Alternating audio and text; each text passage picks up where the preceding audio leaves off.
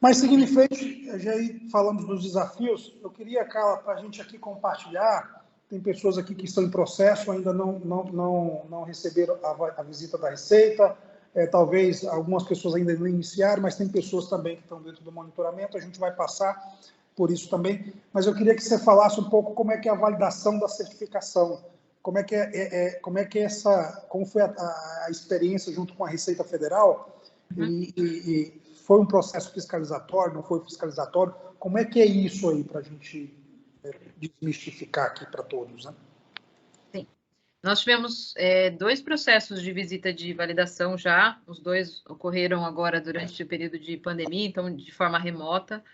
Um deles foi em São Paulo no meio do ano passado, acho que foi julho ou agosto, então foi realizado aqui pela equipe de Santos, de forma remota, e ontem nós passamos pela visita de monitoramento de Manaus, então estamos aqui ainda na ressaca da visita. Mas é muito interessante pelo seguinte, não tem realmente um caráter de fiscalização.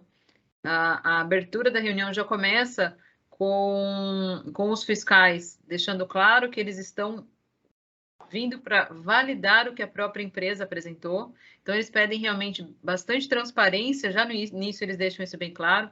Isso que eu acho assim muito interessante no programa, eu acho que é uma evolução assim dentro da Receita Federal enorme, né? Porque você tem o contato da Receita Federal num processo ali de parceria e de onde você está trocando experiências e você está trocando informações que a própria empresa levantou. Obviamente, eles têm o histórico, né, do cumprimento, né, da legislação aduaneira ou algum problema que pode ter ocorrido na empresa durante o período, então, certamente, eles têm ali todo o histórico do que aconteceu, mas a visita ela é baseada nos seus dados. Então, são dados que a própria empresa se autoavaliou, né? O formato do questionário de autoavaliação anual faz com que a empresa revise os seus processos, né? Então, é uma forma que acaba sendo natural de revisar ali os processos, procedimentos e controles, e é isso que a Receita vai trazer ali para o momento de validação. Obviamente, comparando com o seu índice de canal vermelho, com o seu índice de retificação, com o histórico de alguma infração específica, mas com o volume que você tem de importação e exportação, então vai comparando com o que eles estão vendo pelos sistemas e pelo monitoramento deles, mas sempre se baseando nos dados que a própria empresa providenciou, de procedimento, de evidência. O processo ontem, ele demandou o dia todo, né? Então, das 9 às 18, o formato remoto ele é um pouco mais, assim, pesado do que o presencial, pelo fato de você ficar em tela o dia todo, mas assim, super tranquilo o posicionamento da Receita em relação ao que eles pedem como evidência. São sempre com base no próprio histórico da empresa. Então, se a empresa está segura em relação aos seus procedimentos, seus controles, a como foram as respostas do QAA, o processo acaba fluindo de uma forma aí tranquila. Legal. Carla, ainda continuando aqui com você, o André aqui está perguntando quais são os pontos que você poderia destacar ou tópicos que a Receita mais foca desse processo. Ele fala que também as bases são somente o que é respondido, né? De alguma forma a Carla já respondeu, né? Que é uma base que você de fato fornece, mas também ele faz um cross-check aí com o que ele tem também lá, né? Então, tem algum ponto específico que você nota que eles exploram mais, que isso talvez seja uma preocupação para eles, uma preocupação, ou é um tema importante para eles? Sim. As 2 visitas de validação foram com foco em segurança. Tá? Então, eles trouxeram, nos 2 casos, né, históricos de algum caso que possa ter acontecido na empresa, né, alguma retificação, alguma questão muito específica. Focaram muito na questão do gerenciamento de risco. Então, como que está a matriz de gerenciamento de risco da empresa, se ela já foi reformulada, né? Porque teve uma revisão dentro do formato ali da Receita, né? se ela já está atualizada, se a empresa já consegue chegar no nível de avaliar os KPIs que foram apresentados ali como evidências na gestão de risco, e muito foco na segurança da cadeia logística.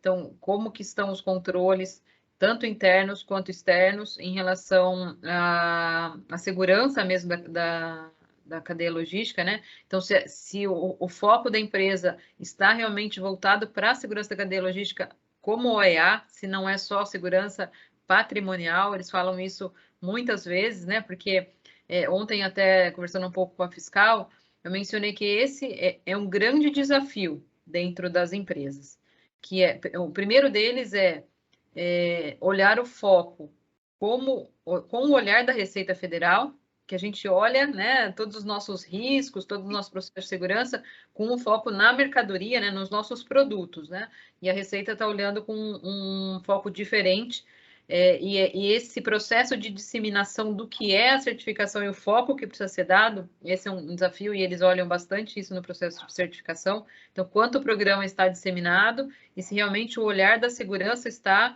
voltado para evitar ilícitos, né, ou qualquer contaminação na carga. Então, olham bastante esse tópico. E um ponto também importante que nas duas visitas nós tivemos como um ponto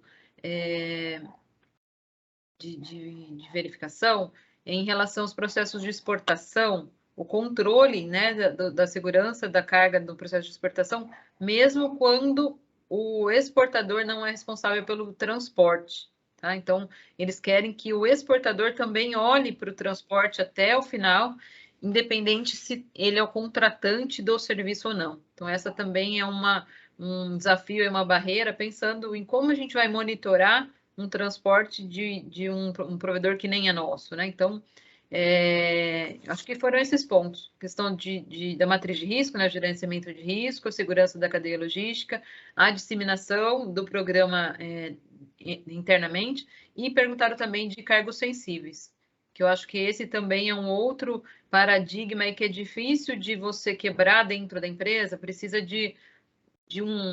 demanda bastante esforço e discussão sobre isso, porque as empresas têm uma visão de cargo sensível como cargos de liderança, cargos que estão em algumas áreas sensíveis para a empresa, né? E a Receita olha o cargo sensível como quem pode ter contato com a mercadoria e trazer algum risco para a carga, ou com a informação, né? Então, muitas vezes é a pessoa que está ali na doca, no recebimento, na expedição, e não é foco de cargo sensível para a empresa, e sim com o olhar da Receita. Então, acho que esses são os pontos, assim, que foram comuns nas duas visitas de validação, que são pontos de atenção aí para quem for passar por esse processo.